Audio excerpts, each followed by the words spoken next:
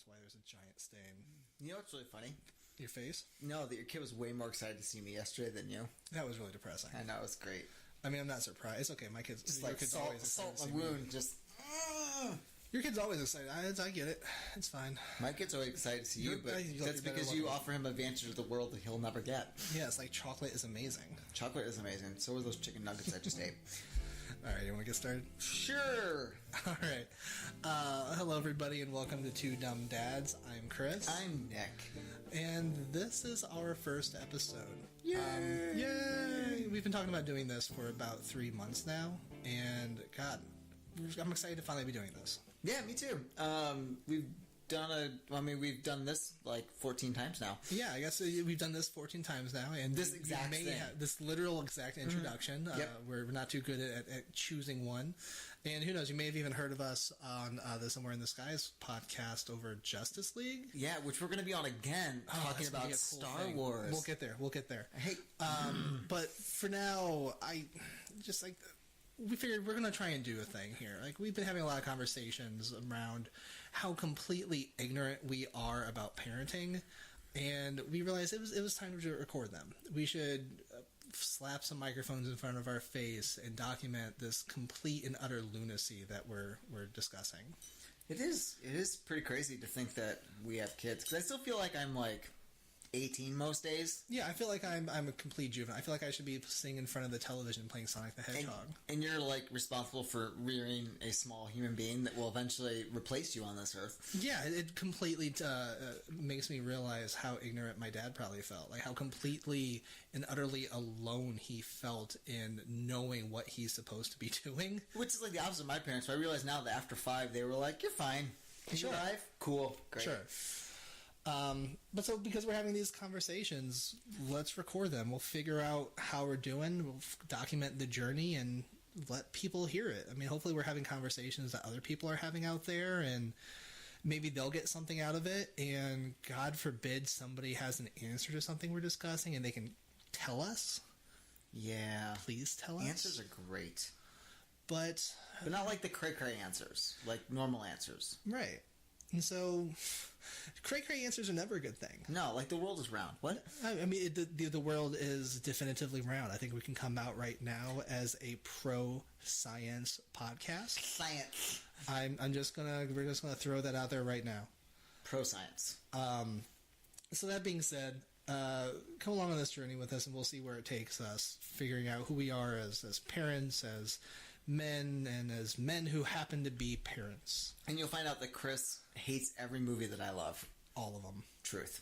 But before we get started, I guess people probably want to know who we are. So, Nick, tell us a little bit about who we are. Oh, who are we? So, we're two fine gentlemen who grew up in the middle of the country in Illinois. I grew up in one single place. Chris, you moved around a lot, right? I moved around a bit as a child, but I think I definitely spent most of my childhood from about 3rd grade up through college in Rock Island, Illinois, in the Quad Cities. A shout out to my hometown. QCA. We met in high school, so we've known each other for, I think, I was doing the math, at 16 years now. Yeah, something like that. We met first year of high school. I remember I sat right behind you in a freshman religion class. Were you in freshman religion with me? I was in freshman religion with you. Is that Sister Michael? You wouldn't fucking talk to me. And it wasn't until I started working at Whitey's Ice Cream, the most racistly named ice cream shop in all of America, that we became friends, and you suddenly started talking to me at school as well. Because you were so less intimidating then. I mean, I was a big guy back then. It was the gold chains that you wore everywhere. That's true. I did wear a lot of You had a lot of gold. You had gold chains, gold rings. You make me sound like Mr. T. You were kind of Mr. T. I had a gold watch. I had one gold necklace thing, and I think junior year I had a gold class ring that I think I lost. But you also wore like ended. flamed collared shirts and yeah, I went through phases. I know. I went through phases. You did go through phases. I think your graphic tee phase is probably the best. that was the heavy metal phase, right? Oh no, the flaming shirts was the heavy metal phase. The graphic tees was college, where you wore a hat all the time. I mean, those were like no, that was my hoodie and Cubs hat phase. That Sure. was what college. There was a Bears hat in there. I mean, there were a few hats. There was a North Carolina hat that my wife stole and would eventually lead to our marriage. That's what I remember the North Carolina hat. So that's the thing. So we've known each other since high school, and at some point when we were both trying to figure out where to go to college, I was like, "Hey, Chris, why don't we just go to the college we ended up going to?" And you were like, "It was like, hey, Nick, why don't we room together in that college that we both want to go to?" Much to chagrin of someone that was your friend at the time, who's still, I guess, maybe your friend. No names, but we'll see how it goes. We're open. We're open. So I snatched you up. I robbed you. You were the other woman. I was. To be fair, I was the other woman from your former best It's friend true. as well. I mean, to be fair, my wife had a conversation one day where I texted you and you didn't respond to me, and she was like, well, maybe he's talking to his wife. And I said, well, I am his wife. And I meant that. You're like my hetero life mate. Yes, unfortunately, and I do mean unfortunately, I do have an actual wife as well. And so do I. And they understand the dynamics of this relationship, which is friendship. Yeah. Which I guess leads to the fact that we went to high school together and we went to college together and we have similar majors. I'm an actor and you're I'm a fucking everything major. I God damn it, my background is in psychology and English. And then somewhere along the lines I said, fuck this, I want to be poor the rest of my life, and I became a playwright. I went to graduate school out here in New York City, I don't want to say I became a playwright. That suggests I've worked or something. But I wrote plays, and I didn't give them to anybody. And then I said, fuck it, I'm going to teach instead. So you decided to still be poor the rest of your life. And so I decided to still be poor the rest of my life. Me too. I mean, I decided to be an actor and go teach and be poor the rest of my life. Right, we decided to live the hashtag poor lifestyle. I just dropped a hashtag. Hashtag millennial. Hashtag poor life. Hashtag teachers. Hashtag Twitter. Hashtag, I don't know what my Twitter handle is. Hashtag. Do you even have Twitter? I did. I have two. After we did that podcast with Ryan, I found out that I already had a Twitter handle. It wasn't the one I said on air. And then I created a second one because I didn't know I had a first one until after I'd looked it up, after I'd created the second one. So I now have two Twitter handles, neither of which really have anything posted. That's awesome. Oh, yeah, I am super into social media. Clearly. I'm way more into it than you are. But so what's really interesting, though, is that we kind of covered really quickly just our relationship. We've known each other for a long time. And we've been friends forever. Yeah, we have. And the basis of our friendship is just yelling at each other because you hate everything and right. I like everything. Everything. Great. But more important than that is that we happen to also, not only did we go to high school together, go to college together, go into the same career paths, we also happen to have kids that are the same age. Yeah, roughly. And one's a boy and one's a girl. Yeah. My kid, my daughter. There you go. I was going to say, do you have the girl or the boy? I have the mix. She's a girl who thinks that she's a boy sometimes. And who knows, maybe she is. I don't want to label or do any of those gender politic-y things that I'm not supposed to do, but I'm assuming she's a girl. I don't know, I guess this is the point where we talk a little bit about our kids. Yeah, that's kind of what I was segueing into because we got there. I'll do a little bit of the kid thing then first. Okay. My wife and I had discussed quite a bit the act of getting pregnant. My wife had wanted to have a kid long before I was actually ready. And largely financial reasons, right? We're trying to get settled. We're trying to figure it out. I didn't really have a job for the first few years after I finished school. You could make a mean coffee, though. I mean, I made a great Starbucks coffee. I got so much good coffee. That was the best time of my life. Maybe I shouldn't name. Look, I don't want to say anything too bad about Starbucks. They didn't treat me too terribly, but look, it's still Starbucks, right? Yeah. Anyway, point is, until I actually got a I don't want to say an adult job. It's an adult job.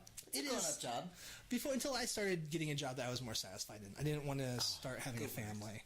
And subsequently, after a few years of teaching, we decided it was time to start thinking about kids. So my daughter was very planned. It was very... Look, I don't want to say it was... I ain't going to get into the specifics, but let's just say we knew what we were doing.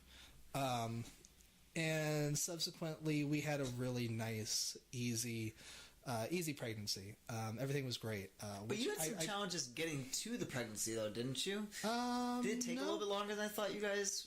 No, it didn't take us too long. Like, we started kind of nonchalantly trying, and then after, I don't know, probably 3-4 months, we were pregnant. Okay. We didn't actually, We didn't do any like, oh, let's take some shots, let's do the fertilization treatments. No, I just thought it took a little bit longer. Like, it wasn't immediate. It wasn't like you started trying and then It wasn't like somebody else we know. Yeah, I mean that's how ours worked. But how did yours work?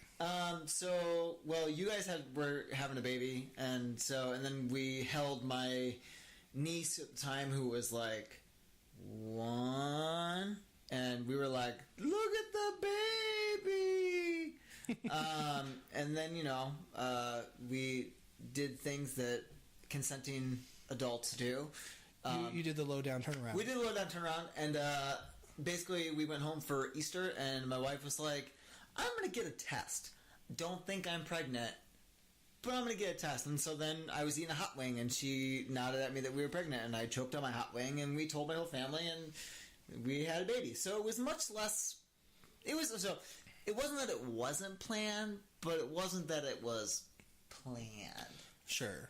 And you guys had a tougher pregnancy than we had. Yeah, right? we had some like complications, so nothing crazy. I mean, are you okay telling us a little bit about it? Yeah, oh yeah, it was nothing. I mean, now looking back on it, it's something crazy, but they thought he was like a failure, almost not failure to thrive baby, an IUGR baby, inter-utero growth restriction. Okay. Basically, he was smaller. He wasn't growing at the rate that they thought that he should be growing at. So it required us to have to go in twice a week for exams, and we had to get genetic testing done to make sure he didn't have something more serious than him just being small. Right. But my wife and I are both smaller people, so it ended up being he's just kind of going to be short like me. Mm-hmm. The only biggest thing we have is he's got like a peep issue. He's got something that makes his peep a little crooked that we have to get fixed, which is going to be really traumatizing for me because that's a sensitive area. It's a no-no place, as it were. Sure. Yeah.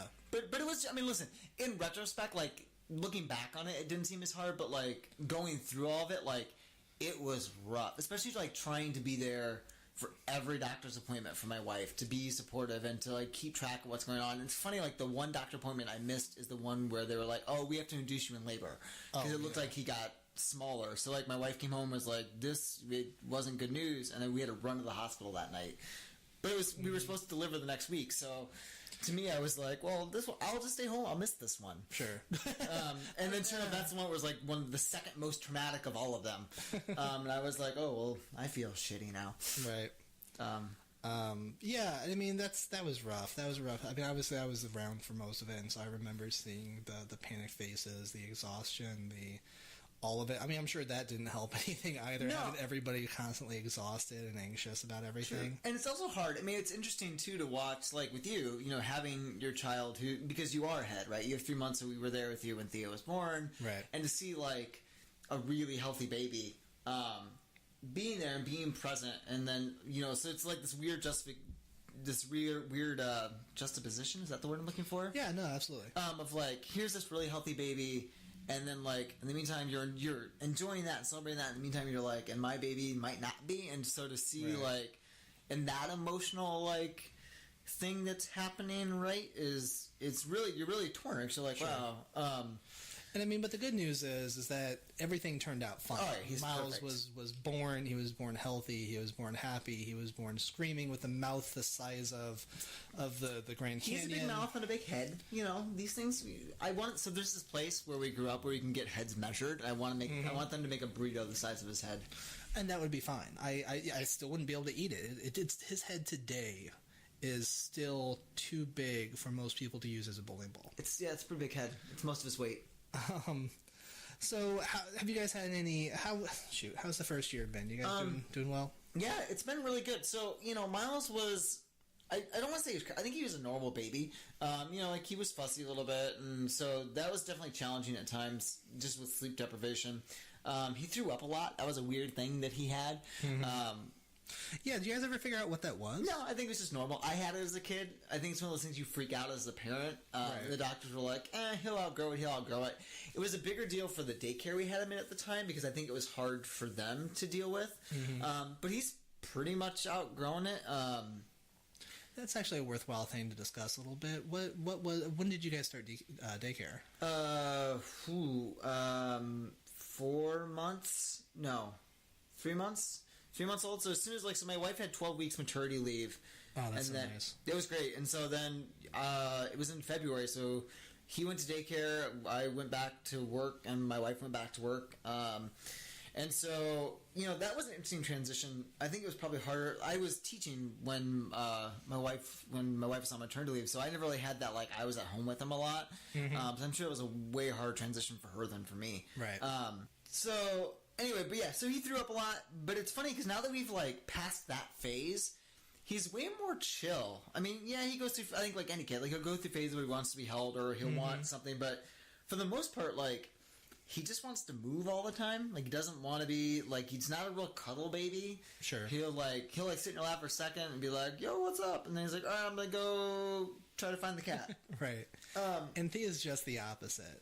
My daughter just wants nothing more than to snuggle up with you and to, be held. And, if she wakes up in the middle of the night, which, god damn it, she does too freaking often, she just wants to be snuggled. Just lay with me for a couple minutes, maybe give me a bottle, maybe give me a hug, give me a kiss, and I'll go back to sleep with you. I just want to snuggle, though. Yeah, if he wakes up, he just kind of wants a bottle, and we've got to the point where we just kind of give it to him. We're like, all right, I'll see you in the morning. Sure. Which, it's funny, it's... Just throw it in his crib from down the hall. Pretty much. We're take this thing. He wakes up, and I'm like, all right, I'll go get the bottle, and I, give it to him, and he takes it, and then he goes back to sleep, and I'm like, well... Be honest, a little bit of bourbon? No. That's for me to go back to sleep. That's right. That's Daddy's nighttime snack. My glass is empty right now. Not that I drink while we do this podcast. But, yeah, I mean, it's funny, though, you think about that, it's such a, catch-22, right? Because I'm really happy that we get to sleep, and he's self-sufficient in a lot of ways. But I guess, you miss the cuddling a little bit. But then I'm I don't know what I'd rather have. Because I kind of like the fact that I can give him a bottle, he goes back to sleep, and I can sleep. So Thea's first year has been great. My kid is awesome. She's amazing. She's kind of the super baby. She came out warm and snuggly. She didn't have any health problems. We had some hard times just getting used to the sleep patterns, as I think most people do. It's legit, right? It is legit. Oh my god. I mean, look, I'll be honest. It wasn't as bad for me because we did the whole breastfeeding thing, and by we, of course, I very certainly mean she did the whole breastfeeding thing. I did nothing but wiggle once in a while when my daughter cried at night. Because at the end of the day, it's all right, it's been 2 hours, this kid needs to eat. Down comes my wife with the boobs of wonder. Because we tried to do we tried to do everything by the book. That's the parents we've been. We've been okay, I don't know what the fuck I'm doing, so I'm going to follow every instruction anybody has ever told me you're supposed to do. 47 parenting podcasts. And so, I mean, I have so many parenting podcasts, I decided to start one. I know. Which is funny because I didn't do any of that. This is the aggregate of those podcasts. This is me saying, all right, so they said this one, they said that. This is my take of what's best. No, that's bullshit.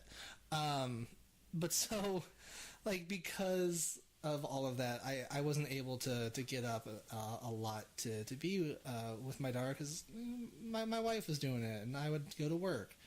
And so as we were doing all of this, my daughter is just amazing. She got so snuggly and cuddly with my wife, and I'd say for the first 6 or 7 months, she just wasn't that way with me. And it doesn't help the fact that my wife works at a preschool. Well, she's with her all the time. Yeah, she goes. So my wife works at a preschool who found out right around the time we had kids that they could have babies 6 weeks or older in the school, and subsequently they kind of let my daughter be the test case. So since my daughter was 6 weeks old, she's been in this preschool. Or daycare, however you want to look at it, with my wife. And so that was tough the first several months. Which is really funny, because as much as we have, untraditional schedules, you have a much more, I think, how do I say this? You have, a much more, traditional, parenting role in that way, where, Yeah, definitely. Which I'm not. I'm home with my son. My wife works, her hours are way longer than mine. Right. Because she's awesome. So, I have him twice a week, and so it's funny that he's much more kind of dually attached. He doesn't really favor... Yeah. like it depends on the day, right? Depends on the day and the hour, and he can Right. favor either parent. But Absolutely. he definitely doesn't have like the super attachment to one of us. Sure. I think because he gets more equal time, lack of a better word. Yeah, definitely. And it's gotten better for us. The longer Thea's been in school and the older she gets, and especially now that, she's off the breast milk, she's off of all, we're at a point now where we're still doing all of the things that we're supposed to, or that we're supposed to think we're supposed to. Like all of those things, right? Like you're supposed to give to breastfeed a baby straight from the boob because of attachment or whatever. And we said, okay, well that's what you're supposed to do. Well, that's what you're supposed. We're going to do that.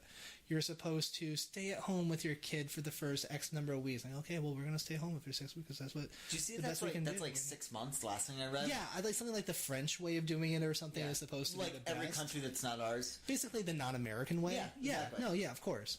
It's one of those things, like, we did the best we could with that one. We tried the hardest we could. You kind of have it, though, because she went to work with your wife. So, Yeah, I no, mean, exactly. Yeah. And now, like, as I said, she's older, she's off of all those things, and we're slowly starting to realize, like, we're running out of the known things that are best. Like, there's no more boob milk straight from the boob. It's like, all right, get food in your kid. Wait, what? How do I do that? I don't know, fucking feed her. Wait, but where? I need a book. I need a scientific study that formally explains to me the best way of getting spinach in a fucking kid with no molars. It's so weird because we didn't. I mean, maybe it's like you're talking about. We didn't do any of that. Like we just kind of were like. I guess I relied a lot on like my mom and be like, "What'd you do?" You had a mom who had what, 4 kids? So there's 5 of us. So yeah, 5 if you include me. But they were also foster parents for like failure to thrive babies. So I mean, I think at one point my dad said that there was probably upwards of 30 kids that came through our house until they adopted me. Yeah. You just said the word adopted. Yeah, I know. We have to go through the. All right. Oh god, the diagram that we There had you in go. high school. So I'm adopted by my grandparents. So my mom and my dad are my grandparents. My biological father is their son. I have. Whoa. Okay. I have 5 siblings. Actually, I have. a lot of siblings. Yeah, I do Fucking have a lot of shit siblings. ton of Yeah. siblings. I have 2 siblings. That's really not an important number. No, I have 2 siblings that weren't adopted. I have 3 siblings that are 4 siblings that are siblings based upon adoption. One of them being my dad. 12 siblings who were found in the street, 13 in a basket. True, and There 37 that were foster babies. was, and there was one that was a cat, but because they were found by your parents, suddenly became human. True. I mean, we had a lot of animals in our house too, but I think that's a real difference between like your figuring out how to raise a kid and mine is. I come from a big family. I come from a big family, so a lot of my like, what do we do? How do we do this? Came from like me asking my sister-in-law or my mom. My sister-in-law, Right. my brother and sister-in-law have 2 kids. Who are pretty well-adjusted kids right now, to Right. be honest. I mean, they're like straight-A students, and they're cool, and they're happy. So I didn't turn to the books a lot. I know this sounds weird, like listening to like the books and the podcast as we do a podcast. Not like it freaks me out. I'm just like I don't like just because this is how you did it doesn't mean that's how I'm gonna do it. And like I just then it makes me feel weird. See, I had just the opposite response because for me, I'm an only child, so I have my parents who I'm incredibly different than. I love them dearly, but I'm just incredibly different than them. I have my grandparents who are just like, it's gonna be fine. It's kind of how my parents are, to be honest. They're like, you're fine. And then we had my wife's family, who it's just an awkward situation there. We love them very much, but I don't think they've ever really been the type of people who's like, well, here's what you do. And you don't have nieces or nephews either, right? From like on your No, wife's side. yeah. But your wife isn't, so I right. mean...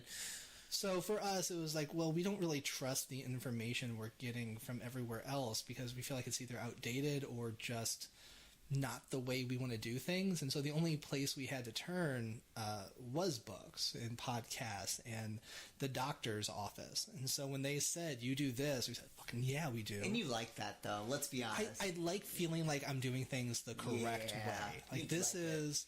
Like that there is like that if something fucks up, I'm like, all right, this wasn't my fault. It's not me. This is the system.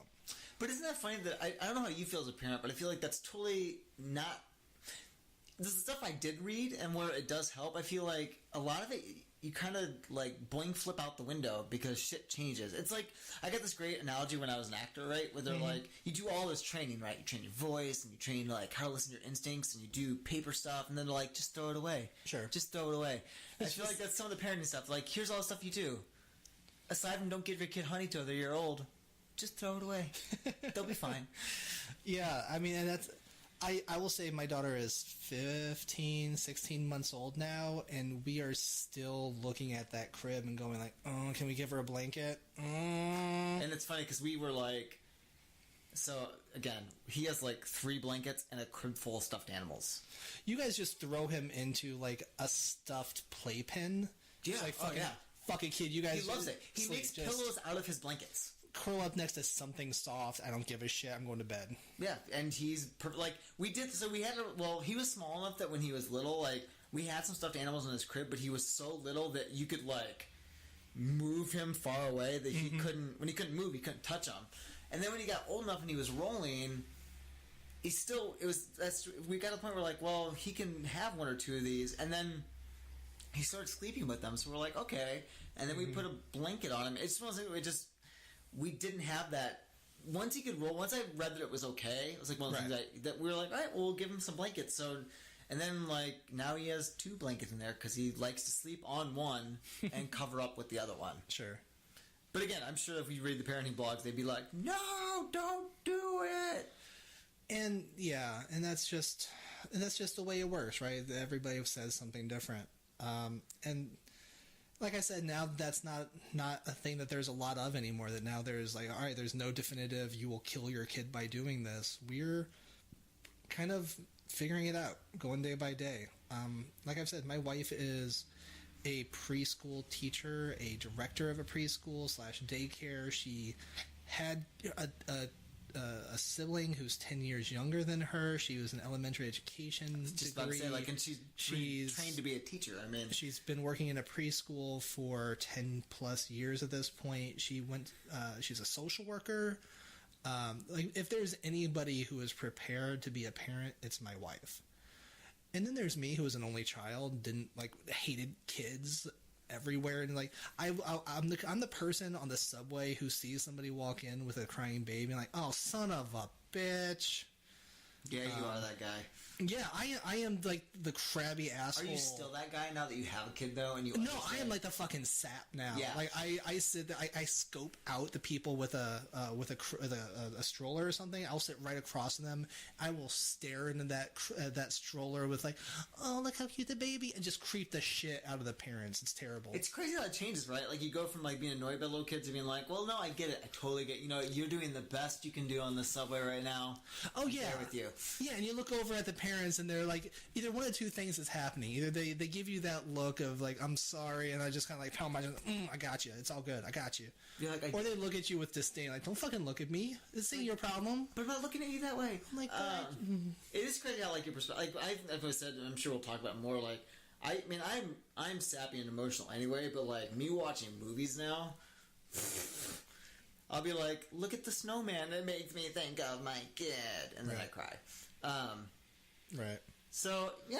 I mean, I guess I don't know what else to say. That's us. That's who we are. And that's where we're at. And that's kind of what we're going to discuss moving forward, is figuring out how are we going to do this? How are we going to come up with those answers to the questions we don't have? And that's where we hope you're going to help us. So that brings us to a segment we're going to try and make regular on this show. Most shows like to do an email segment, but we're going to try and do an answer segment. If you have an answer for us, if you have something that you just think is like the solution to our problems, for the love of God, please email us at twodumbdads@gmail.com.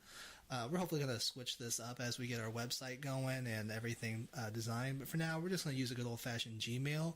That's twodumbdads, TWO, dumbdads@gmail.com. And we'll read out some of your answers. We'll discuss them. And heck, maybe as we get a little bit fancier here, we'll even have some people on the show. And of course, if you have a question for us, or just some stupid question like what's better, horses or unicorns? It's all the fun email stuff. All right, that being said, we don't have anything today, so we're just going to close out with a fun little recommendation section we're going to try and tack on. So, Nick, do you got any recommendations for people out there? Or for me? God, please tell me you have a recommendation for me. I do, but you're going to get angry if I tell it to you. That sounds right. Watch Rogue One. You haven't seen it yet. I'm working on it. And go see The Last Jedi. The Last Jedi? I'm working on it. I know. That's my recommendation. Go see it. That's your recommendation. Go see the movie. Any reason? Any pitch you want to make that I should shut my ears for? No, I think it's really good. You just want to be part of the public zeitgeist? Yeah. You realize this is going to air after Rogue One? Yeah, it doesn't matter. Or after all of the Listen, shit? that doesn't mean that everyone's seen Rogue One. That's fine. Have you seen Rogue One yet? I haven't seen How long shit. ago did it come out? A long time. Is it on last year, right? Is it on, last time is it on Netflix? Yes. And you haven't watched it yet? Recently. My point is proven. That's another issue we'll be talking about on Two Dumb Dads is watching movies with a kid. Oh, it will be. We're going to do that one of these days. All right. Well, my recommendation is something much more simple. My recommendation is to tune in to the Somewhere in the Skies podcast coming up soon. Nick and I are actually going to be reviewing The Last Jedi. And so that's another good reason for all of us to go see Last Jedi. You can find Somewhere in the Skies with Ryan Sprague anywhere that you can find your usual podcasts. And I think it's a great show about the weird, the paranormal, the aliens, and has great interviews with people who are experts in that field. It's a really fun thing to listen to. So if you got the time, you got the ability, give it a listen. It's really fun. Definitely. All right, I think that's going to do it for us this week. We have a nice short episode, kind of easing us in, trying to figure out how we're doing this. And thank you all for listening. This is going to be a fun journey. Thanks. All right, be well.